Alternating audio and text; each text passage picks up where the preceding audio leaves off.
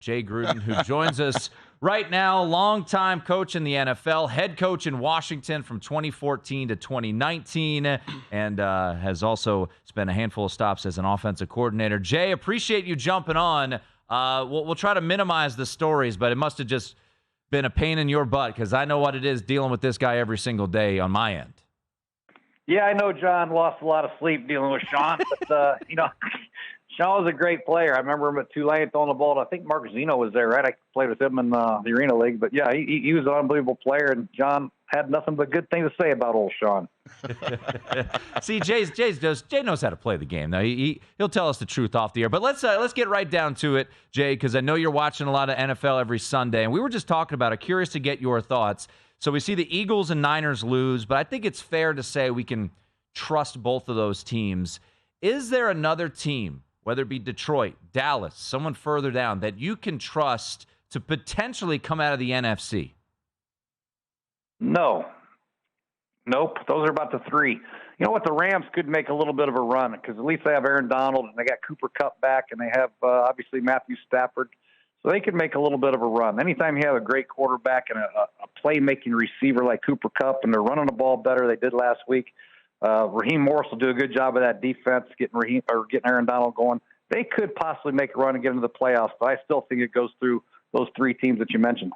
What are the Seahawks missing? Like, they did some good things this offseason. Anticipation was high coming off of a playoff berth last year. They have a championship coach in Pete Carroll. When you watch the Seahawks, where is their greatest deficiency?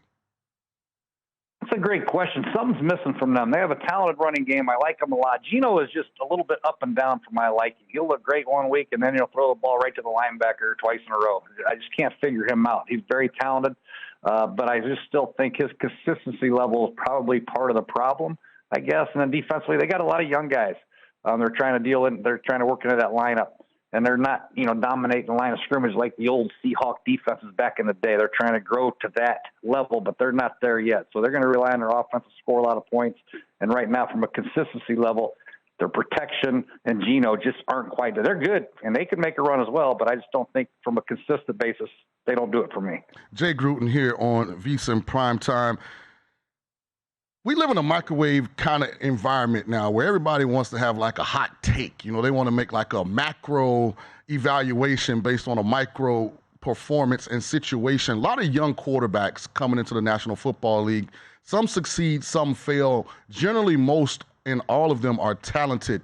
From your perspective, what do you think is that one thing that kind of dictates if a young quarterback can really reach his potential or if he kind of just ends up getting washed, into the muck? Well, it's on an individual basis, and it takes time to realize what type of quarterback you have. And I think the most important quality, obviously, they're all skilled. They can all throw. They can all probably run pretty good. But the mental toughness and how they handle adversity. I will see, like a young kid like Brock Purdy, this is really his first time facing some adversity and some naysayers saying, hey, you're not good enough. Your arm's not good enough. We'll see how he bounces back on a consistent basis. Some of these guys get compared to these all-pro players at an early age, and they just can't fill the shoes yet. It takes time. You know it. It's a hard position to play. So you just got to take your time with these guys, make sure they don't make the same mistake twice, and make sure they can handle adversity, because in this day and age, with social media and everything going on, you can read yourself. You can beat yourself up if you read all the negative comments. And it can hurt you on the flip side, too. If you read all the positive things early in your career, you'll start to get a little bit too cocky ahead of yourself and not put the work in. So it can work both ways, but it's a very tough position to play. But consistency, mental toughness and physical toughness, most important things. Jay, can the 49ers win the Super Bowl with Brock Purdy at quarterback? Oh, yeah, 100%. Their defense is loaded. You watch their defense, their front. The linebackers can all run. They have an elite safety. Their corners are disruptive. And offensively, the offensive line is good enough. Obviously, the best left tackle in football. McCaffrey's healthy. Kittle, Samuel. They have weapons across the board. So, yes, they can control the game with their running game. They can play great defense, and they can hurt you with the passing game or, obviously, with the screens and some of the things that Kyle likes to do. So they definitely have the talent across the board to win it all. Let's switch sides to the AFC because I think that picture's a little less clear. I mean, you have Miami, Mike McDaniel's doing a tremendous job. They have speed everywhere. You have Buffalo, who probably on any given weekend can beat anybody, but probably feel like they could lose to a lot of people as well. Kansas City and Mahomes are the defending champs. The AFC North, who knows what's going on? Like, how do you rank the AFC currently if you were doing power rankings? Power rankings, I still put Kansas City 1 because I think they play the best. They have the best offense and defense combination, I think, in pro football still. I love the way they play defense. Spagnoli's a great defensive coordinator. Obviously, Andy Reid calls plays. They have the most elite quarterback playing. And then I'd probably go Miami, quite frankly. If they can stay healthy, that speed that they have on offense. When you have 4 or 5 guys that run 4-3 or better, I mean, it's hard to stop them. Golly, it's crazy. And I think Vic Fangio will get that defense going as the season goes on. They learn a system. And then I probably put Baltimore, Buffalo, and Jaguars all kind of right in there that can do some damage if they stay healthy and continue to progress.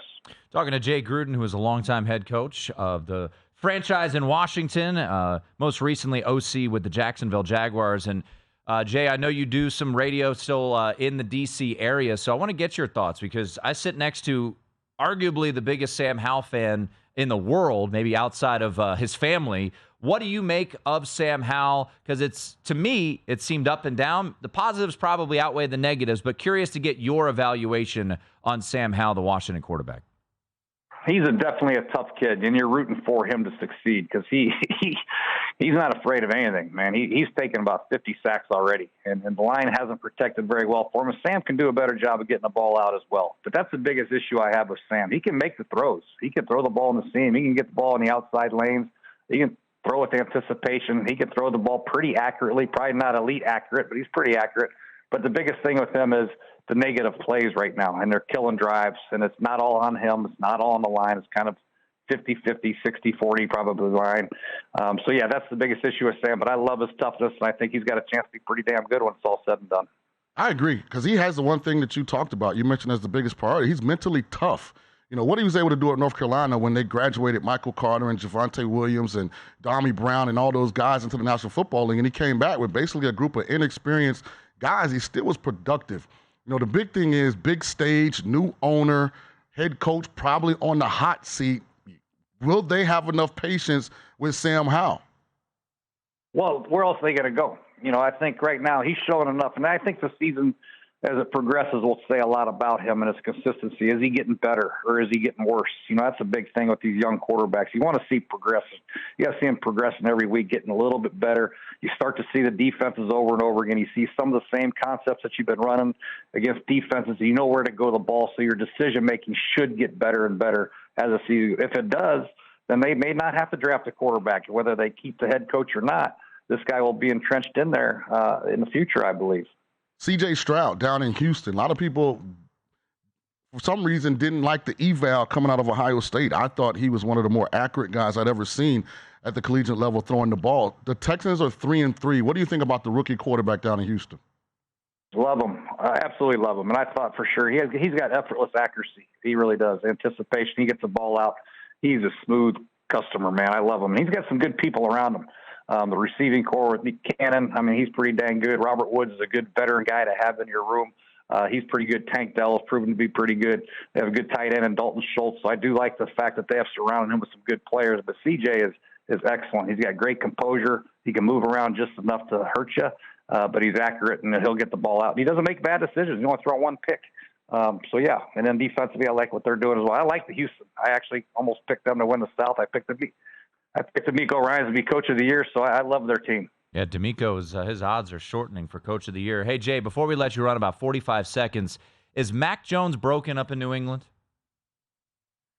Well, yeah, he's got a lot of work to do, and they got a lot of work to do to help surround him with some talent. The running game is anemic, and they don't have really any receivers that can separate. So I don't know what you want Mac to do. I don't know what I'd call if I was offensive coordinator. It'd be hard to get yards in the NFL with an offensive line that doesn't get movement for the running game or protect, and receivers don't get open. So I feel bad for him. I just hope that this isn't his last stop. I hope he gets another opportunity with a little better cast of characters. Go to VSiN.com/subscribe to become a VSiN Pro subscriber today.